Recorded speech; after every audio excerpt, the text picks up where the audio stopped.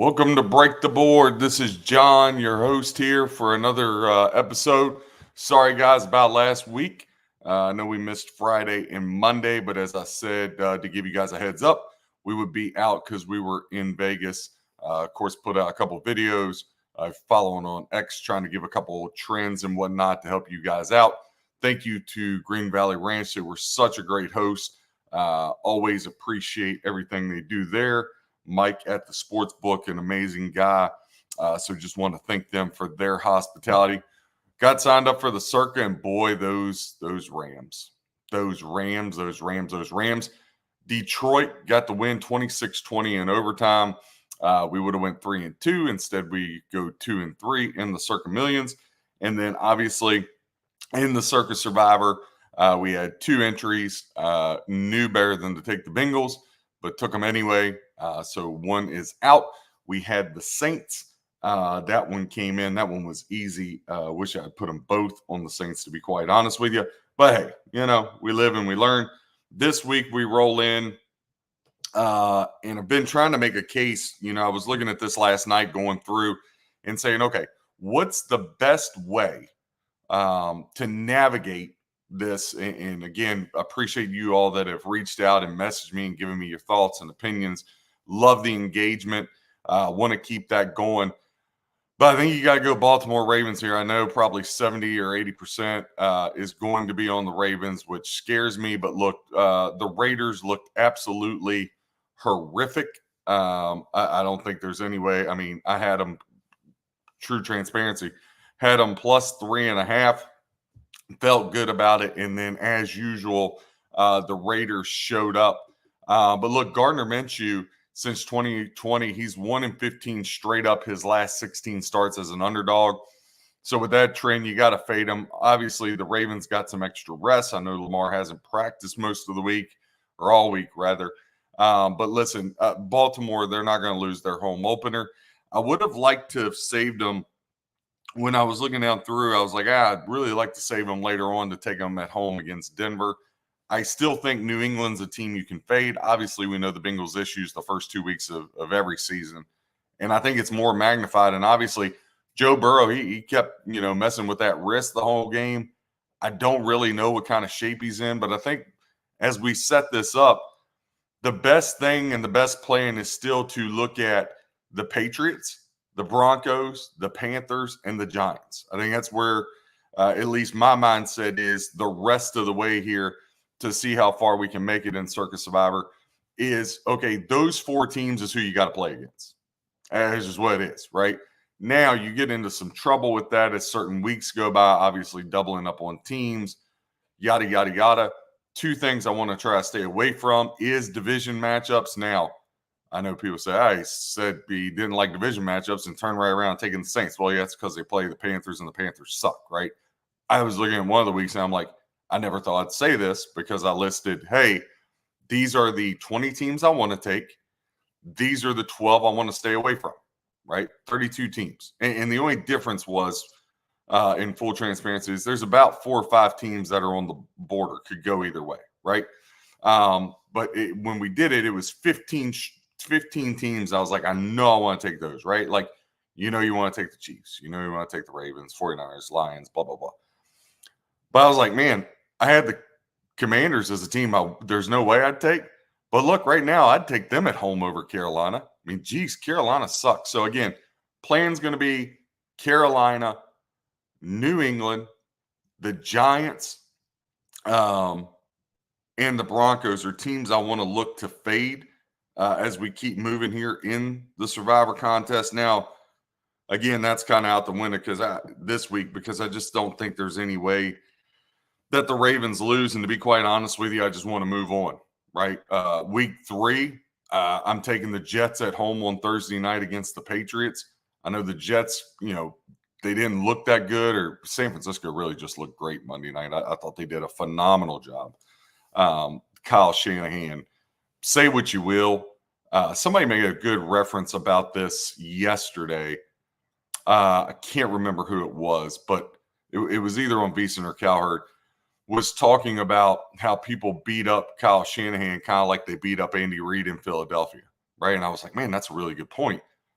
eventually he's going to break through and win the Super Bowl. But what Kyle Shanahan can do reloading is just phenomenal. But when I looked at it this week, like I said, I think the Ravens at home, obviously I can't trust Minshew and the Raiders on the road. So I think the Ravens are the play. I would like to save them.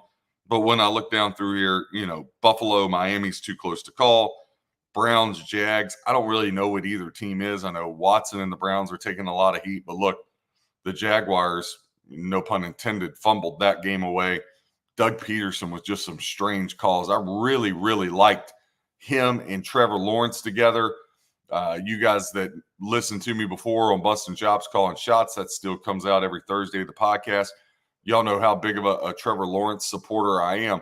But, man, I really just got to say this guy is just not playing at the level I thought he was going to play at. So, couldn't touch that. 49ers and Vikings. Thought about the 49ers, but then again, as I set this up, Ravens this week, feel pretty comfortable with the Jets week 3 on Thursday Night Football against the Pats. And then wheel right back week 4, 49ers at home against the Pats. I feel like I get through the first, fifth of the season, 20 picks, break it down into 4 groups of 5. I feel like I can get there and at least say, hey, we made it to week 5.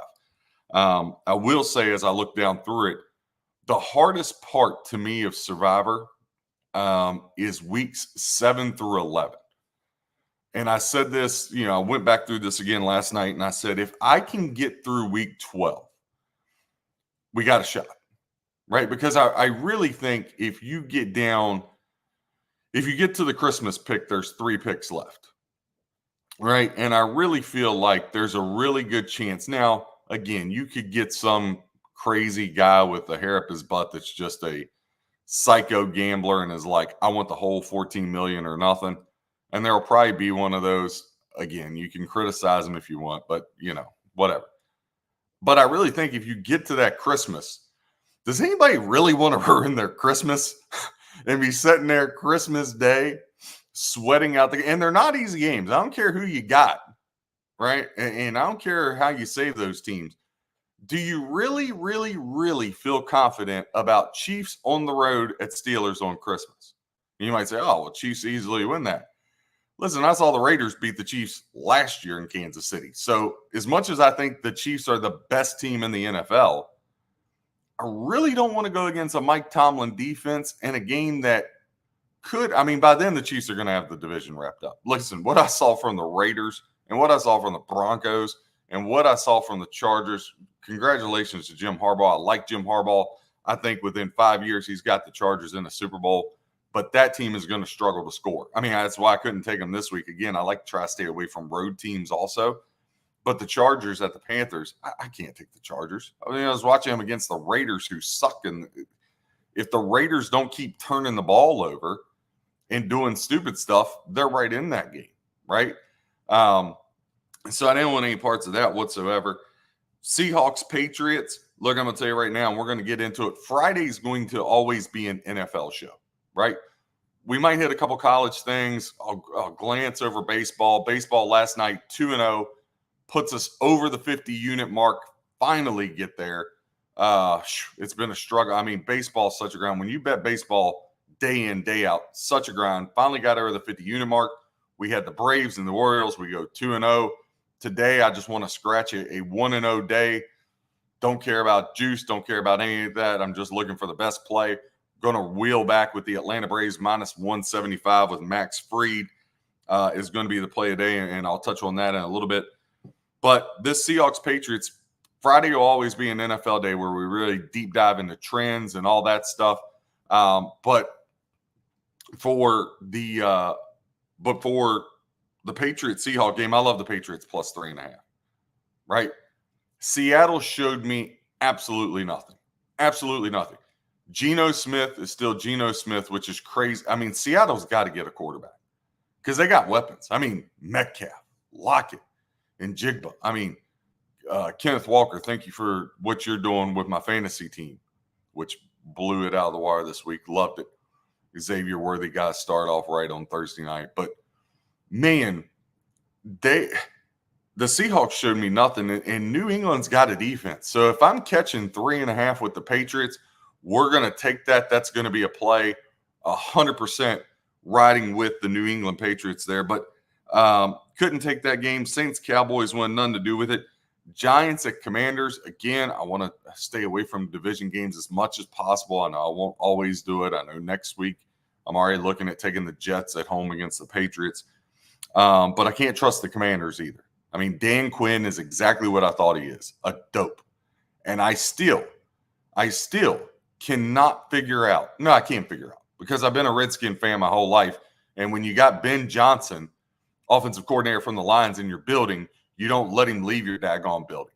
But instead, Ben Johnson comes out and says, yeah, it's just a bunch of basketball guys. They have no idea what they're talking about football-wise. So what does Washington do? Let me think. Oh, I know. We'll hire the defensive coordinator that just gave up 40-some to the Packers, right? And the guy that blew a 28-3 Super Bowl lead. You know, Kyle Shanahan gets all this blame, but people forget Dan Quinn was the head coach, all right? And he may be an okay defensive coordinator, but I tell you what, Mike Zimmer looks awful good, and he's a better defensive coordinator than Dan Quinn will ever be, right? So I can't take the Commanders there unless they were playing Carolina. Bucks, Lions, couldn't get down with that. Colts at the Packers. Listen, I mean, I think if you're going to play this game, you got to take Colts money line. I don't know what the Packers are going to do. I've heard some very respectable people, you know, Mitch and Paulie were talking about this yesterday, and Lombardi was talking about it. Those people do a great job over there at VSiN about Packers signing Ryan Tannehill, why they haven't, how the Packers, and the Packers are such a phenomenal organization. They're ran almost picture perfect, right? It's really hard to find a better organization than the Packers. How in the hell do you end up with Malik Willis as the backup quarterback on the depth chart? Of all the quarterbacks, that guy? I mean, the only thing worse is Washington with Mariota. So don't know what the Packers are going to do there. Colts money line or nothing. Rams, Cardinals, didn't want to touch that. Steelers on the road against the Broncos, didn't want to touch that. Bengals, Chiefs, didn't want to touch that. Texans, Bears.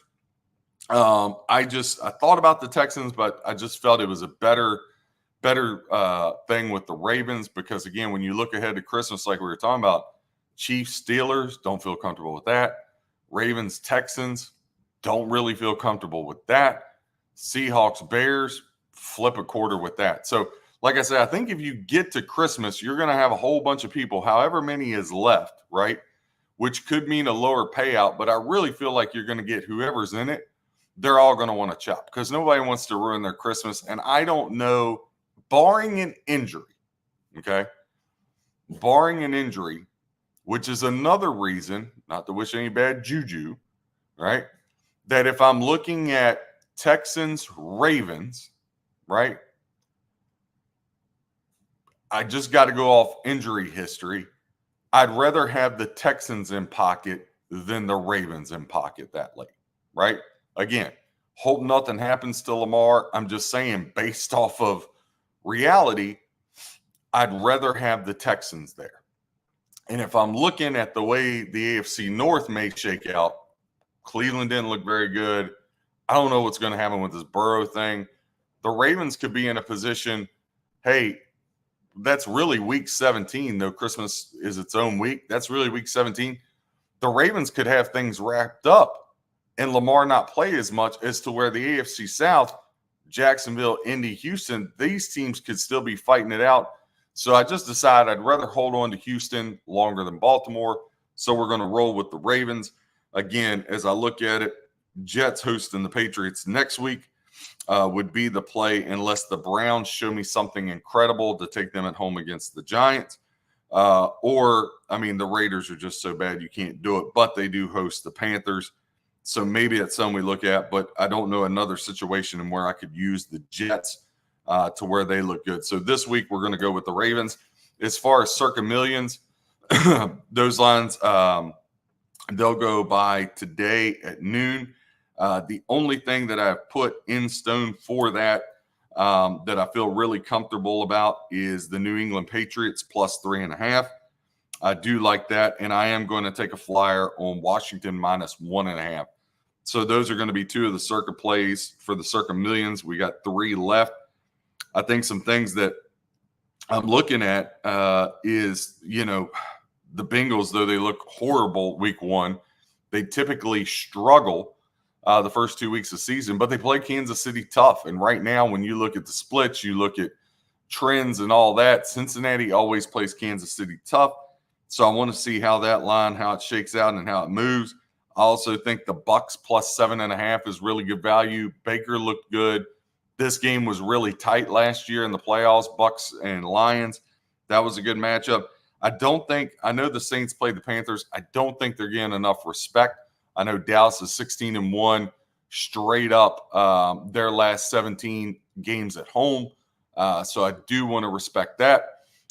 Jets 10-2 ATS, their last 12 versus the Titans, but I'm not really, not really excited to lay points on the road, even though it has ticked down to 3.5. I do think the Jets get the win, but laying 3.5, Tennessee, their defense looked good. Just Will Levis just, stumbled the ball away. So when we look at it, at all that, that's just kind of where I'm at. So the Ravens, again, they'll be locked in for the Survivor. And for the Millions, we're going to have the Patriots, Washington, and the Bucks. We're going to have those 3. So I got to find 2 more. I'll make that decision today. Again, like we said, 2-0 in baseball last night. We're going to look at the Atlanta Braves today with Max Fried on the hill. Fried has been really, really good in his last 5 starts here. We get this pulled back up. Apologies. But Max Fried, over his last 5 starts, Braves -75. 75. You might want to grab that because it's going to go up. He's 2-3 with a 2.59 ERA compared to Jake Irvin, 2-3 with a 7 flat ERA. So really, again, the Braves need the game. Them and the Mets are fighting out that last spot. Cubs, they've taken 4 out of 5 from the Dodgers. The first 2 in this series. The Cubs are right there. They got a shot, right? God, didn't think I'd be saying that at all, but the Cubs got a shot. So we'll see how that plays out. Moving to college football, Thursday night, a game I really, really like, and that I'm going to have a play on right now. +2. There's a couple +2.5s, but listen, don't be cheap. Lay the $1.35. Texas State plus the 3 here against Arizona State. I know Arizona State, they pulled out the win against Mississippi State last week. In that one, 30-23. Before that, they had Wyoming 48-7. Texas Tech last week, 49-10 over Texas San Antonio in that game. Arizona State, they've hit the first half money line in 2 of their last 3 games. That's been good for 11.25 units and 375% return on your investment. If you take Arizona State on the money line in the first half, it's -110. So look, I can't knock you if you end up taking that. I just like Texas State. Again, they're a team that we talked about could come out of the Sun Belt, has an outside shot at the college football playoff. I know a lot of people are in love with Boise State. There was some rumblings about Liberty, and of course, Liberty has not looked very good at all. App State, that was another one, and of course, App State, they just got absolutely destroyed last week against Clemson. That's a game we had App State plus 17.5. Not mad I made the bet, but man, really surprised me how that one worked out. Arizona State's offense, 457 yards a game. Texas State, 495 yards a game. Arizona State's defense gives up 205, and Texas State gives up almost 100 yards more. I know this is a little bit step up in class for Texas State, but I do love one that they got them at home. But I also love the split here. Only 20% of the money is on, 20% of the bets is on Texas Tech. 80% of bets is on Arizona State. 31% of the handle on Texas Tech. compared to 69% of the handle with Arizona State. I just think it's a good spot. This is a big game for Texas State, playing up in, step up in class, playing Arizona State out of the Big 12. So we're going to grab the points here with Texas State. They know if they lose, they got to run the table to get in the college football playoff to even be considered, right? Because I still think a Boise State one-loss team obviously gets over them. Boise State's only loss if it's to Oregon, who they gave a handful to. But I just like the spot. So Texas State +3, -135 is going to be the play here. I just love the value that you get with the home team. I love the home dog in prime time. I love the fact that everybody else is on Arizona State. So we're going to grab Texas State. Again, buying the half point to take it to -135. Friday night, you got a good one here. You got two good ones. The state of Kansas will be in full swing. UNLV at Kansas. Kansas -7 in this one. Now, look, last year, Kansas won this game at UNLV 49-36. UNLV been really impressive here with the over. They've hit the game total over 10 of their last 14 games. If you followed that trend with UNLV, you're up 6.7 units, 44% return on your investment. Right now, as that sets, your over-under is at 58, little high, but hey, I think they can get there. There's going to be a lot of points. Though UNLV's defense has played really, really well up to this point. Now, UNLV at Houston 27-7 week one. But again, we were talking about that UNLV defense. Kansas only giving up 236 yards a game defensively. UNLV only giving up 270 yards. Kansas 428 yards of total offense per game compared to UNLV 502 yards per game. UNLV's got a really, really good shot here.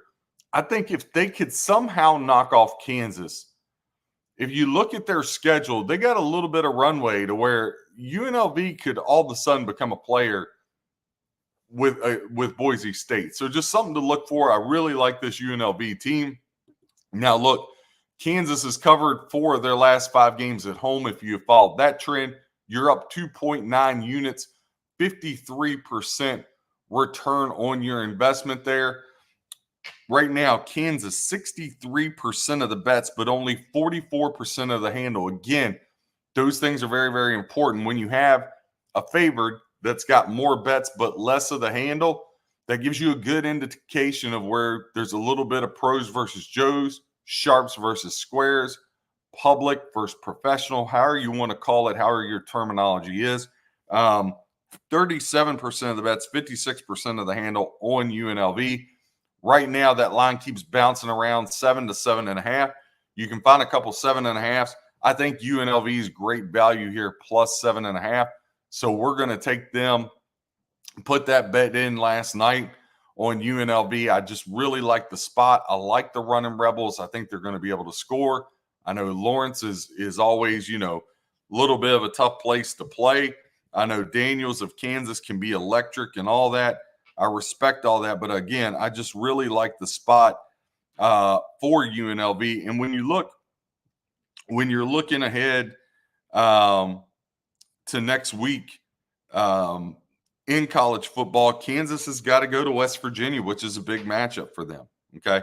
So again, not a look ahead, so to speak, but I think again, just UNLV's offense can give them problems. It was a close game last year. I think UNLV's better this year. So again, we're going to grab the points plus 7.5 with UNLV there. Moving on, we got Kansas State and Arizona on Friday night. Right now, Kansas State, when a better ranked home team has been a single-digit favored, and thanks to McCacken for this great stat, when the better ranked team, home team, has been a single-digit favorite or an underdog, those teams have went 53-15 straight up, 46-19-3 against the spread. If you've just followed that, 70.8% hitting since 2017. Kansas fits that bill minus the 7. Again, I hate laying points, but I think right here you got to lay the points with Kansas. I know people talk about Arizona, but listen, I said this before the season. Arizona was great last year. Coach takes off to Washington. A lot of transfers. I'm not saying they're not a good team. I just think Arizona is extremely overvalued as to where when I look at K-State, I know what they are. I know what they got. I know they're going to be there in the Big 12. This is Arizona's inaugural Big 12 game. Both of these teams 0-2 against the spread to start the season. Arizona, they played Northern Arizona last week, 22-10. Not very impressive there. Again, K-State had a tough game on the road at Tulane. Took a little bit of a fumble-rooski scenario there to get them across the finish line. Arizona averaging 494 points of total offense, 422 for the Wildcats of K-State. Again, I think you just got to follow the trends here. K-State minus the 7. Now, there's a couple other ways you could play K-State here as well. I think you could go all purple, put in a money line parlay. Kansas State and LSU. I think LSU, listen, South Carolina had a really nice win and cover at Kentucky, but I think LSU's head and shoulders above South Carolina. Okay. Last 5 times they've played, LSU has ripped them up. I don't see any difference that's going to happen Saturday. So you could take K-State and LSU in a money line parlay, get you minus 115. Another thing you could do, you could lay a 7-point teaser, get K-State at pick with UNLV plus 14.5, which I really, really like. So a couple different options there that you can play Kansas State. Kansas State has hit the money line 6, their last 6 home games. That's been good for 6 units, 26% return on your investment there if you've been taking K-State. So, again, something to look at. As far as the splits go on that game, Kansas State, 34% of the ticket count compared to 66% of the ticket count for Arizona, 36% of the handle on K-State. So a whole lot more bets, whole lot more money going on Arizona. So we're going to fade that. K-State plus the 7, and again, K-State minus the 7, as well as Kansas State in a money line parlay with LSU. Another option could be you tease Kansas State in a 7-point teaser, get them at pick UNLV up to plus 14.5. Couple other college football games here. Oklahoma State, Tulsa, 68% of the bets going Oklahoma State's way, 32% to the way of Tulsa. Oklahoma State, line's been bouncing around anywhere from 20 to 21. It's settled in here about the last 8 hours. Oklahoma State minus 20.5 is where that line sets. Texas Tech laying 9.5 at home to North Texas. 60% of bets going to Texas Tech. 35% of the handle, though, compared to 40% of ticket counts going North Texas way. 65% of the handle. I think if you're going to make a pick here, again, looking ahead to next week, Texas Tech has a Big 12 game. They host Arizona State. If I'm going to play this game, I got to look at North Texas, maybe buying the hook. I would have to get plus 10. I don't want to get beat by the hook, but this is probably going to be a stay away. But again, if you go to breaktheboardsports.com, tomorrow we'll have all the college football notes up there. So what we do, we'll have the up-to-the-minute line, we'll have the betting splits, and we'll have our quick hitter notes. So again, all the same notes that we go through when we pick our games, they'll be there and just bullet, boom, boom, boom, boom, boom, so you don't get lost in a bunch of paragraphs and all that. Take a lot of information from a lot of areas, things, same things I've been doing for 21 years now. Well, that's not correct. Last 15 years, been betting 21. The first 6, I was an absolute loser at picking, was as square as they get, playing favorites and laying 40-point home favorites. So the last 15 years is when really honed in on the handicapping and just gotten it better and better each year. So all the places, all the information I get, try to list you a good 3 to 5 good quick hitter trends on each side, give you an opinion so you can become a better handicapper. Again, breaktheboardsports.com. We are going to give you 5 to 12 plays every week, right? But more importantly, we're going to give you information very broken down, so you don't have to go look all these places. You don't have to look all this research. You can just be like, boom, here it is. Here's what we got. This is what I want to do. And it really simplifies it for you to where we do the work instead of you having to have a bunch of subscriptions, you having to take time, effort, and energy. Because again, this takes 12 hours plus a day just going through games, ciphering through trends, looking at injury reports, looking at returning starters, whatnot. BreakTheBoardSports.com. We do all that for you. Right now, any package we have, weekly, monthly, or yearly, you get 50% off. We extended it a week for you. Congrats to all the people that got in there last week, but we decided to extend it one more week. Use the promo code, all caps, NFL50, get you 50% off any package. And with that, not only do you get all the college football and all the NFL through the NFL season, but we're also going to throw in the baseball, what's left of it, and the baseball playoffs. You'll get the start of the NHL. You'll get the start of the NBA. You'll get the start of college basketball. You'll get any kind of NASCAR we give out, any kind of WNBA playoffs we give out, any tennis or anything we give out. So it's not just football. You'll get information, quick hitters, stuff like that. On top of it, if you sign up for the yearly, you're able to get 2 emails back and forth a month, which I hope to turn into a Zoom call once we get through football season this year. So again, breaktheboardsports.com, promo code NFL50, all caps. Alabama at Wisconsin. Alabama is going to be laying 16. There's a couple 16.5s popping up. I really think this gets to 17, but it's all Crimson Tide. 84% of tickets on the Tide, 87% of the handle, compared to 16% of the handle going to the way of Wisconsin. 13% going, 13% of the handle going to Wisconsin, 16% of the bets. Thank you. This show is brought to you by Starbucks Pumpkin Cream Cold Brew. Oh, amazing. So, as far as that one, Alabama's really, really hard to step in front of here.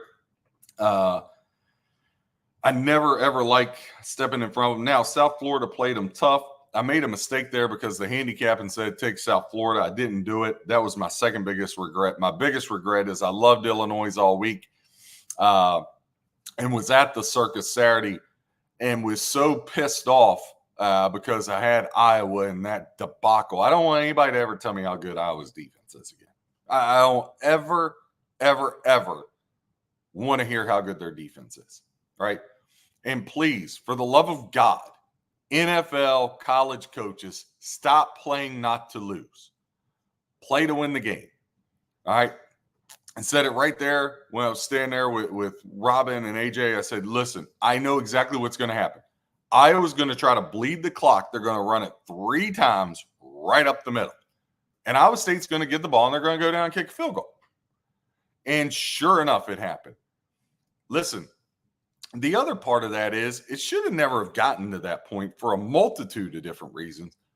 But why was Iowa going for 2 earlier in the game? And you can say, well, John, if they made it, then Iowa State would need a touchdown.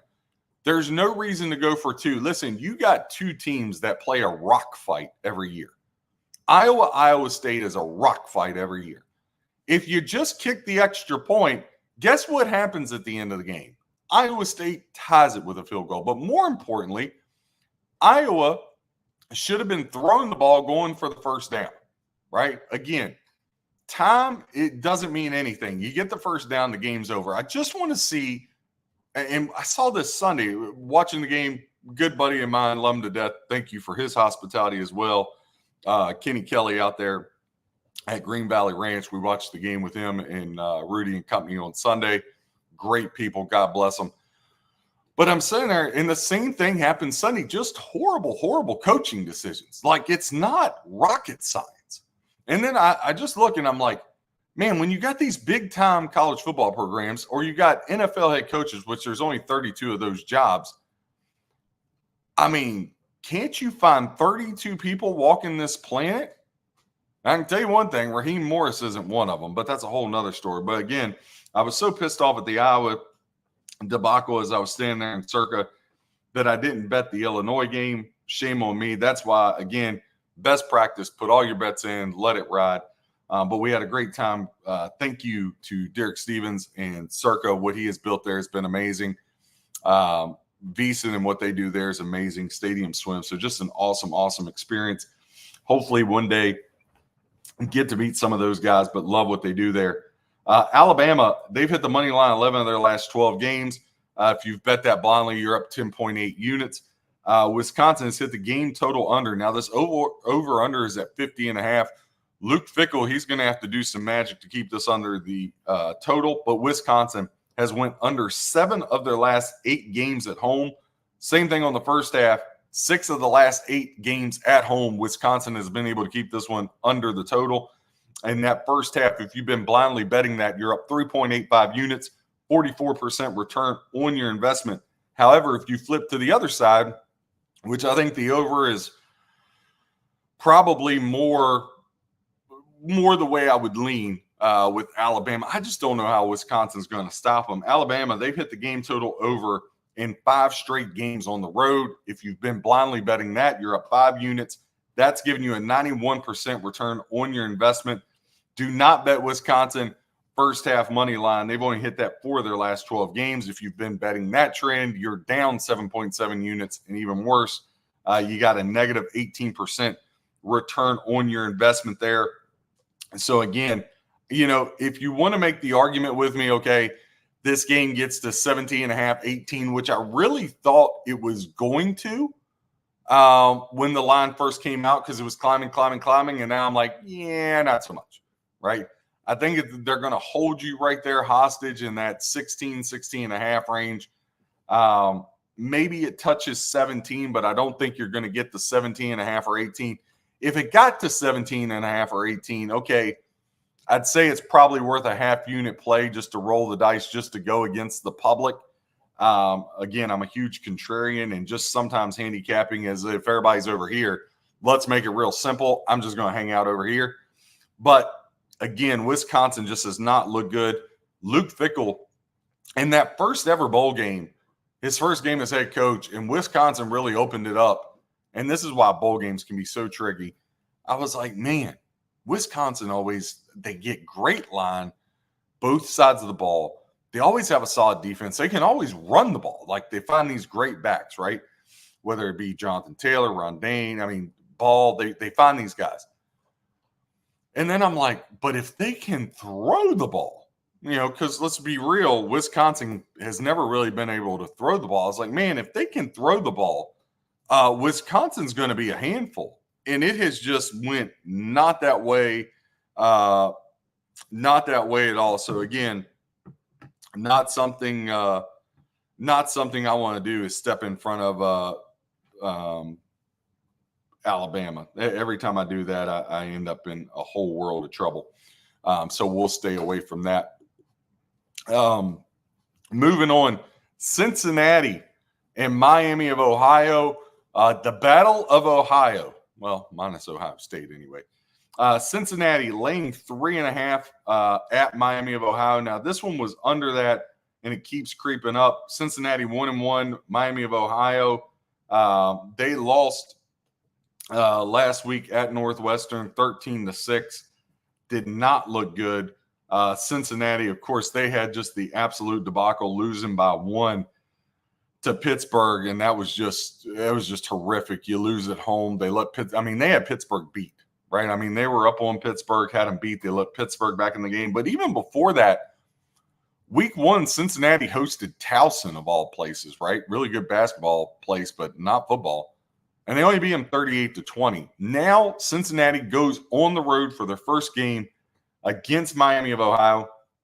They had won 9 straight until last year at Cincinnati. Miami of Ohio went into Cincinnati in overtime, got the 31-24 win over the Bearcats. Now they're catching 3.5 at home.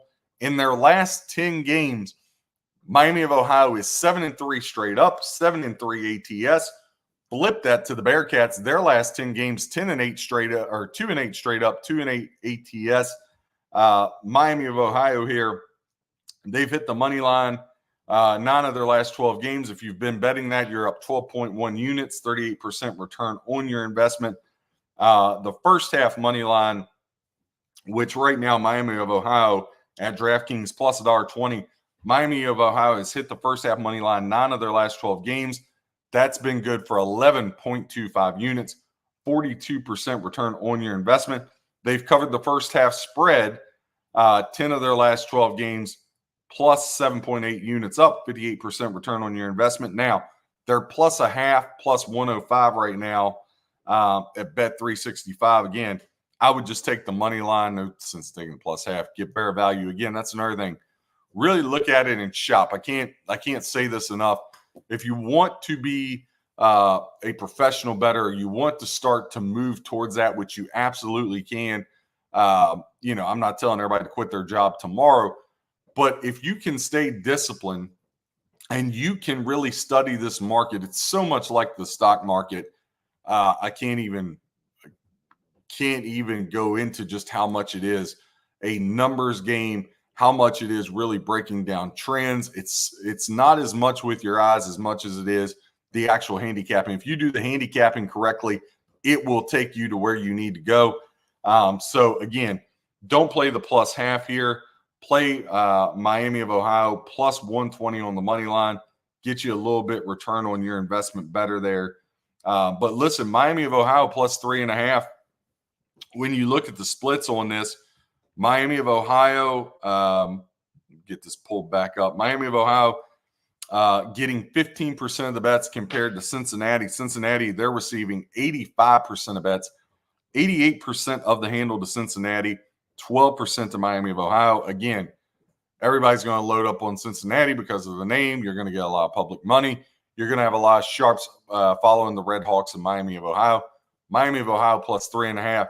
That's going to be a play. I know we gave out Texas State earlier, but this Miami of Ohio Red Hawks team, I really like them, love what they have to offer, and we're going to follow them in that matchup. Again, they won last year's meeting at Cincinnati 31-24 in overtime. Clicking on down, Memphis, Florida State. Right now, Florida State's up to 6.5. 63% of the ticket count on the Seminoles, 64% of the handle. On the Memphis Tigers, 37% of the handle, 36% of the bets on the comeback. Memphis 2-0, ATS 0-2 for Florida State. Again, Florida State has just had an absolutely horrific start to their season. DJ Uiagalelei, I don't know, unless he comes out guns blazing, I don't know how you don't bench the guy. I just don't know how you don't bench the guy, right? At some point in time, you couldn't get it done at Clemson. Last year was a mirage at Oregon State. They played a little bit different game. Now here at Florida State, I mean, you got to be able to throw the ball. I got to tell you, Mike Norvell, you lose this game, you're in a whole bottle. You're just in a whole pot of beef stew, buddy. That is like flaming on your buns.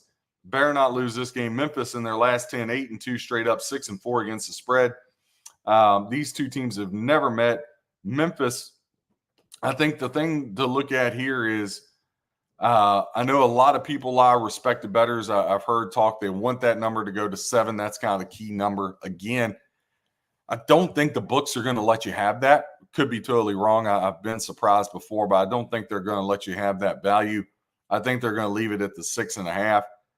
I think the only way you can look to play this game, because I do think it could go a number of different ways, right? And Florida State, you know, for as bad as that defense has played, they're still technically recruiting some dudes now. They haven't showed up, but they're supposed to be there. So I think when you look at that, you say, okay, do I put Florida State in a 2-team money line parlay somewhere? Again, I'm not a big teaser player in college. I think teasers work extremely well in the NFL. You'll hear me say this probably religiously every show. Love teasers in the NFL. College, not so much, right? Like you got to be really, I know we talked about one earlier, Kansas State pick with UNLV plus 14.5 and a 7-pointer. Again, I'd rather lay an extra 10 cents to have the touchdown and the extra point. A lot of people say, no, juice. I want the 6. If you're going to play a 6-point teaser, just me personally, I wouldn't even play. I want the touchdown and the extra point, but I digress. But listen, Memphis, they've hit the game total over 10 of their last 13 games. If you just blindly bet that, you're up 6.7 units, 47% return on your investment. Again, I'm not going to have a play on this game unless something crazy happened. where Memphis went to like 7.5 or 8. I don't think that's going to happen again. I think the number has settled into 6.5. I think they're comfortable with that number. They're getting some good two-way action on that number. And with that, Florida State's such an enigma right now. I just don't want to step out there and get bit. So it's going to be a stay away again. For me personally, I couldn't argue with you if you moved Memphis around to plus 13.5 in a teaser. And I couldn't argue with you if you said, hey, I want to put Florida State in a moneyline parlay. Just something we're not going to do here. Again, breaktheboardsports.com. Go to the website, whether it's your weekly, monthly, yearly package, put in promo code, all caps, NFL50. Get half off any package. You'll get 5 to 12 football plays per weekend, along with all the baseball, hockey, NBA, all the way through the Super Bowl, along with quick hitter notes. It's notes we use to form picks. So even if it's a game we're not going to play, a la Memphis, Florida State, we're going to have a bunch of quick hitter notes, 5, 6, 7 little bullet point notes. You can break it down so you can help become a better handicapper, taking information from some of the best in the business, some of the best services in the business, some of the best information. Action Network does a great job. Covers does a great job. Vegas Insider does a great job. VSiN does a great job. So just trying to compile all that and then our own research, put it all together and poof, spits out the notes for you so you can determine your own games and help you become a better handicapper. Again, we give you plays, but that's not what we want. We want you to become a better handicapper and give you tools to help you be successful in that. Illinois laying 19.5 against Central Michigan at home. 65% of tickets on Illinois, 35% of the ticket count on Central Michigan. They split this right now on the handle 50-50. 19.5, it's sold in there. A couple 20s I see here. Michigan laying 23.5 against Arkansas State. Again, Michigan, we had them plus 7.5 last week. I want no part of Michigan. None. I don't care if they're playing Virginia School of the Deaf, Dumb, and Blind. I don't want anything to do with them. LSU laying 7 at South Carolina. I'm not a guy that's ever going to lay points on the road. I think if you lay points on the road, you'll be sleeping on a park bench. I always talk about this. You have to have certain rules you follow, and do the games fall into those rules and criteria that you set? Everybody's is a little different. But I think if you're willing to bet anything at any time, there's a much greater risk that you're not going to turn a profit. And again, one of the things that's always frustrated to me, I'll be in the book and talk to people, or I'll just have friends and they'll be like, yeah, I set aside $200, $300, $400 every weekend and I'm willing to lose that for entertainment. And I'm like, willing to lose it for entertainment? Just watch the game and don't bet it then if you want to be entertained. If you're going to bet it, try to make money at it. If you're going to do something, you might as well try to make money at it. And so never really understood that. But if you give yourself a set of rules and a set of standards and say, hey, I want to stay inside these guardrails, it helps your handicapping. Hey, I'm willing to do this, but I'm not willing to do that. And you may say, well, what if you pass up an opportunity? Listen, there's going to be plenty of doors and plenty of opportunities. Again, the greatest advantage you have as a bettor and as a handicapper is you don't have to bet the game, right? You don't have to be an action junkie and bet every NFL game, right? Because you could end up 2 games over 500, but guess what? You ain't going to make any money. You still might lose money because of juice, right? You don't have to bet every game on the board. Same thing with college. There is a ton of games, man, 40, 50, 60 games. You can't bet them all, right?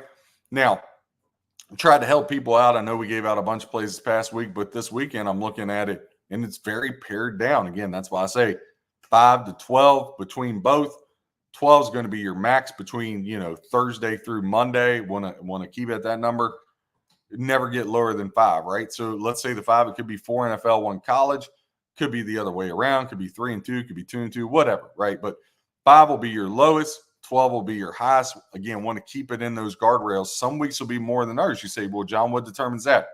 The handicapping, the board, the slate, who's betting what. So there's so much in there to look at. But again, if you can have a set of rules, really helps your handicapping. LSU laying 7 against South Carolina. Again, we talked about this, touched on it earlier a little bit. LSU's hit the game total over 11 of their last 13 games. if you've been betting the LSU over, again, 11 out of the last 13, you've hit it. You're up 8.8 units. It's giving you a 62% return on your investment. Right now, LSU, 72% of the tickets, 72% of the handle compared to South Carolina. They're only getting 28% of bets, 28% of handle. So that definitely scares me a little bit, right? A lot of public money on LSU. Again, I like LSU. I'm not going to lay 7 on the road ever. But again, I do like LSU. I do like the purple parlay, as I call it. I do like the money line parlay minus 115, K-State and LSU. I think both of them get across the finish line. These two teams haven't played since 2020. When they played, it was at LSU, 52-24 for LSU. Last time they played in South Carolina, there in Columbia, it was 2015. LSU won that one 45-24 over the Gamecocks. LSU putting up 401 yards of total offense compared to only 270. So offensively, they're putting up 130 yards more a game. LSU's defense, they're giving up about 70 more a game than South Carolina's. Again, I'm sure it's going to be rocking down there. LSU, 32 points per game is what they're averaging right now. South Carolina, on the other hand, 27. So about a 5-point difference. Again, not going to lay points on the road, but I do like LSU to get across the finish line, find somebody to parlay them with. Boston College and Missouri, this game has finally gotten to the 17. It hung out that 16 and a half mark a little bit, but it's finally gotten to that 17. Boston College, again, big win over Florida State, but now after we've seen Florida State, and we know how bad Florida State is, how good is Boston College? Well, we're going to find out this week because Missouri is really, really good. 17 is the number. Over under is 54. Missouri, 42% of the tickets, 41% of the handle. Boston College, 58% of tickets, 59% of the handle to the Golden Eagles of Boston College. Both of these teams 2-0 ATS. Boston College 7-3 straight up their last 10 games. Missouri 8-2 straight up their last 10. Last time these two teams played, back in September 2021 at Boston College. Boston College got across the finish line 41-34 in overtime in that one. Again, Boston College, they've hit the money line 7 of their last 12 games. If you've blindly just been betting that trend, Boston College is up 11.15 units, giving you a 61% return on your investment.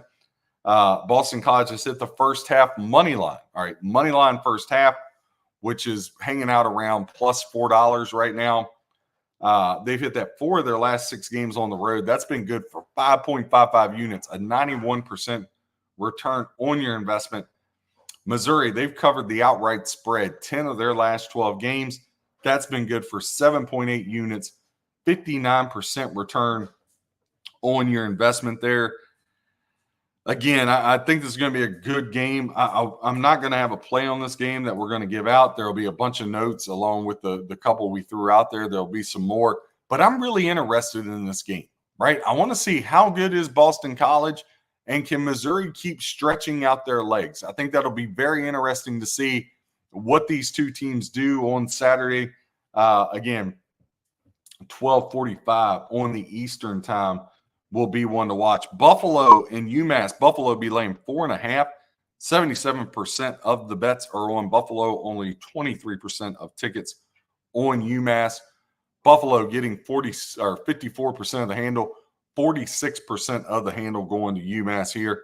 Texas A&M and Florida. This one, man, if I got to watch Graham Mertz for 4 quarters, I mean, I don't know what I'll do.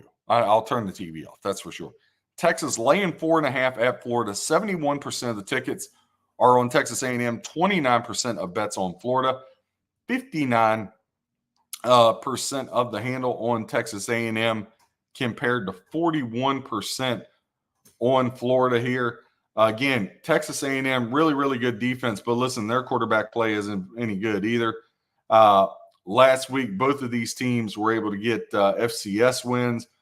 Of course, week 1, Texas A&M lost the tough one to Notre Dame at home, which now after watching Notre Dame, you're like, Texas A&M ain't that good. And Florida, we know they got boat raced by Miami in their first game. These teams played back in 2022 at Texas A&M, a game Florida won 41-24. Before that, 2020 at Texas A&M, 41-38. These teams have only played 4 times ever. The only meeting in Florida was back in 2017, a game that Texas A&M won 19-17 here. When you dive into some stats, again, obviously 387.5 yards total offense per game for Texas A&M, 446 yards of total offense for Florida.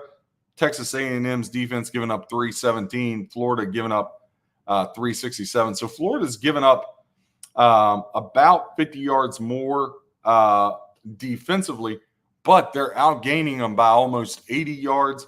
On top of that, these teams have played each other tough all 4 times they've played. If you go to the 4.5 number that sets at now, which is odd because -3 was the first line I saw, it's all the way up to 4.5. These teams 2-2 on the split straight up, but Florida's covered that 4.5 every time. Florida, I can't resist here. Billy Napier, I'm going to give him one more shot. I'm going to give you one more shot, Napier. But we're going to grab Florida here, plus 4.5. They've hit the game total over 8 of their last 12 games. If you follow that trend, again, you're up 3.6 units, 27% return on your investment. They've hit the first half money line. Florida has. Right now, first half money line you can find as high as $1.45 to the plus. Florida's hit that first half money line for their last 7 games at home. Again, good for 3 units, 8% return on your investment. Your over-under for the first half is setting at 23. Now, Florida has hit, they've covered the first quarter spread for their last 7 home games. Right now, Florida plus 0.5. I also like, I would look at that. I think that first quarter is interesting because I think, if anything, Florida's got to come out and keep it close early. Neither one of these teams from the quarterback position are built to throw the ball from behind. It's not going to happen with these two. Not going to happen at all. I would look to that. Again, 71% of tickets going to Texas A&M, 59% of the handle compared to 29% of tickets going to Florida, 41% of the handle. So Florida plus 4.5 is a game I'm definitely going to grab. I'm going to give Billy Napier one more shot down there in the swamp. Hopefully he doesn't break my heart. But, hey, it is Billy Napier, and, well, let's be honest. Billy Napier just does Billy Napier things, okay? Last game I want to touch on here is I want to touch on this Notre Dame-Purdue game. And first of all, I just want to say, as a lifelong Notre Dame fan, I don't know why we haven't fired Marcus Freeman yet, right? I just don't know why. Even my mini Golden Doodles come around the table and she's like, oh, Dad, you're talking about Notre Dame. They're so bad. You yell at the TV so much. I do. No reason they should have lost to Northern Illinois. But, hey, Notre Dame laying 10. There's a couple 10.5s popped up depending on where you look. Now, Notre Dame has hit the first half game total under 9 of their last 12 games. If you blindly bet that, you're up 5.65 units, 40% return on your investment. Purdue's hit that same trend, 8 of their last 11. Good for 4.7 units, 38% return on your investment. So, again, first half game total under is definitely something to look at here. You can find some 23.5s out there. DraftKings still has 23.5. I would grab that. I don't think you're going to see a lot of points. Look, Riley Leonard sucks, first of all. Notre Dame's defense is really good, and Purdue can't score either, right? So I imagine this is going to be a really good rock fight. I'm not an over-under guy, but, again, I can't deny the numbers. The numbers here say under for sure. Notre Dame, 61% of ticket counts compared to Purdue's 39%, 57% of the handle on the Fighting Irish compared to 43% to Purdue. And when I looked at this, Notre Dame's going to struggle. They're going to struggle. They can't score. They can't move the ball. I just don't know how they get past Purdue here in some kind of blowout fashion. I do think Notre Dame finds a way to get the win. I do think Notre Dame, God, Marcus Freeman, don't let me down. I do think Notre Dame wins every game from here on out until they get to USC. As I said here, though, on 9/11, I just don't know how they beat USC at USC. I don't think they can score enough to combat Miller Moss and Riley Leonard, Lincoln Riley, and what they're going to be able to do. I just don't think they can score enough to beat USC. I just don't. But I think Notre Dame finds a way to get this one across the finish line. But again, like we talked about, that first quarter under, along with the fact if you're going to play the game, you got to take Purdue, right? Home team, interstate, regardless if Notre Dame is up or down or whatever, it's always a big game for the student section, always a big game for any school if they can knock off Notre Dame. I think Purdue plus the points here is the way to go. I don't think I'm going to have a play on it. I'm trying to make a case. I hate going against Notre Dame, but I just look at this team and they just struggle. They just struggle. Their running game's good, but what they're going to start running into is teams are going to stack the box on them in that running game, and they're not going to be able to matriculate the ball down the field. So again, just not something I want to get involved in. I know we said that was going to be the last one we touch on, but again, we'll have more games we hit Friday. Friday will be 90% NFL. But one right here, listen, it's done climbed up to 16.5. I'll be interested if it touches the 17. 58% of the tickets and 58% of the handle is on Oregon State, the dog, compared to 42% to Oregon as the favored. Oregon, at Oregon State in the Civil War, Oregon is up to 16.5. Listen, I know Oregon hasn't looked well. I know everybody is really down on them. 9-1 straight up their last 10, 5-5 ATS. Last year, Oregon beat Oregon State in Eugene 31-7. Before that, the year before, Oregon State got the 38-34 win. In the outside of last year, the 4 previous years before that, Oregon State would have covered this spread. Now, head coach went off to Michigan State. Oregon is down. I just think when I look at Oregon, they're taking a lot of heat, right? Dan Lanning's taking a lot of heat. The bets and the handle are moving towards Oregon State. Everybody's really, really down on Oregon. I would just caution you to be really, really careful because Oregon can put up points. And once this thing clicks, right? Oregon State's not a good team. Once this thing clicks, look out because Oregon's going to score and they're going to score a lot and they're not going to stop scoring. And the defense, same way. Now, Oregon, they do get the bye week next week. I was just double checking that to make sure I wasn't speaking out of pocket. Oregon does have a week off next week. So I think this is a good opportunity where you could really see them stretch their legs out towards the end of the game. Now, with that being said, again, we talk about rules all the time. I'm not going to lay 16.5 or 17 on the road. I do think if you're going to play the game, you obviously got to take the hometown Beavers getting 17, but just not something want to step out and do here with that. So another trend I forgot about that I just want to hit on. We talk about that UNLV plus 7.5. UNLV is 21-5 against the spread, good for 80.8% in their last 26 non-conference games since 2017.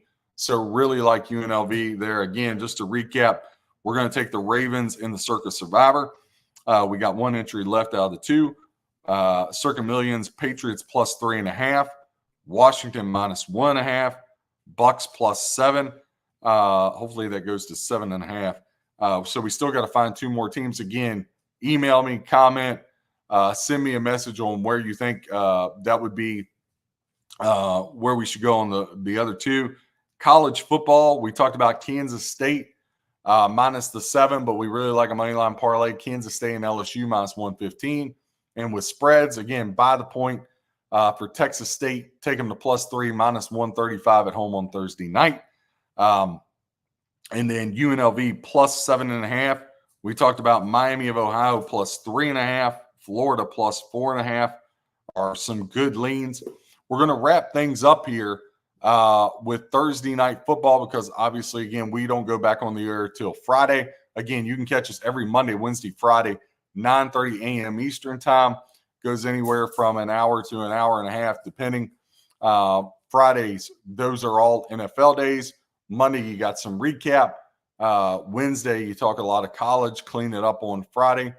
But when you look at NFL favorites last week in the NFL, 13-3 straight up, 9-7 ATS. That was the best straight up record for favorites in week one all time. That tied a mark back in, I believe it was 2007. But Thursday night, we go Bills, Dolphins. Dolphins -2, -120 on the money line. Bills have won 11 of the last 12 meetings. Josh Allen and company, 11-1 straight up the last 12 against the Dolphins, have owned them. Tua, 2-4-1 ATS against the Bills in his career against Buffalo. Now, Buffalo, I know they got that comeback win against the Cardinals. I don't think the Cardinals are very good. Right now, 59% of bets are on the Dolphins compared to 41% of Buffalo. 56% of the handle going to the Dolphins, 44% for Buffalo. That line, there's a couple 2.5 starting to pop up there. Money line starting to move a little bit. It's up to -130. So if you're going to grab Miami, I think you look to grab them now. Thursday Night Football, home teams 33-45 ATS when the spread is 4 points or less. Thanks to McCacken over there for that little nugget. Those teams are 19-8 against the spread. So again, Bills statistically should be a way to go. But Miami, they didn't play well. They found a way to win that Jag game. Get Jalen Ramsey back. I don't know how the Bills are going to score outside of Josh Allen. Obviously, Cook and all, they want to pound the ball.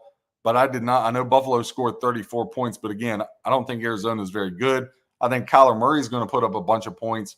I think they're going to win some shootouts. But I know that defense of Arizona is not very good. I don't know how long Jonathan Gannon, with that defense playing like that, he's going to be able to keep around. Because if you're a head coach in an offensive league and you're a defensive head coach and you don't have the defensive side of the ball right, the NFL is going to stand not for long for you. That's what it's going to stand for. So I just think Buffalo, short week, they got to deal with the heat. They got to go down to Miami. Allen's got the busted up left hand. I know, McDermott all saying all the right things. And I know Buffalo's owned Miami. I know they've taken 11 of the last 12 straight up from Miami. I know that. But I think the Dolphins are the side here. If not now, win for the Dolphins. Again, I think staying at home, I think the way they played last week, I think Mike McDaniel will have a better game plan. I think he'll clean it up. I think Miami's going to be able to run the ball with a Shane and Mostert. I think they'll be able to beat the Bills up on the ground. And again, offensively, where are the Bills going to go with the ball, right? Knox and Kincaid, that's what they want to try to do, but they're not able to stretch the field as much. Now, Coleman, he's young. Shakur, he's young. Buffalo's got some pieces, but I don't think they're going to be able to get across the finish line this week. I think by the time you get later in the season, these two teams match up in Buffalo. That's a game where Buffalo will get back to the winning against Miami. But in this one, Miami on the money line again, -120, but it's popped up to 130. So again, I'll adjust that, just for integrity purposes. Miami -130 money line will be the place to go. Again, go to breaktheboardsports.com. All of our packages, put in promo code NFL50, all caps. Any package, the weekly, the monthly, the yearly, you get half off. In addition, it's not just football. You get all the rest of the baseball, which we got over the 50-unit mark last night with 2-0 on the Braves-Orioles. Again, we're going to be riding the Braves Mindset R75 again today. But you get everything, including the baseball, NHL, NBA, any kind of NASCAR we give out, any kind of tennis we give out, any other thing. It's not just the football. You get all that. But then you get betting notes on the football. Again, our quick hitter notes, we're going to give you 5 to 12 plays per week. But those quick hitter notes are to help you become a better handicapper. That's the whole goal here at Break the Board Sports, is help you be a better handicapper. Not just, hey, I'm going to follow this guy, all that's great, but to help you break down games so you can help turn a profit over a long period of time. Again, you can follow us on X. Again, here on YouTube Live. Appreciate the support every Monday, Wednesday, Friday, 9:30 a.m. Eastern Time. We'll see y'all back Friday. Thanks so much. God bless. It's 9/11. Thank you for all the first responders, our military, our police, our firefighters, everyone, not just that day, but every day we need to celebrate them for that tragic day. And we remember you, pray for your families. Again, we lived in the greatest country in the world, and we thank you so much. God bless. Have a great day. Happy handicapping.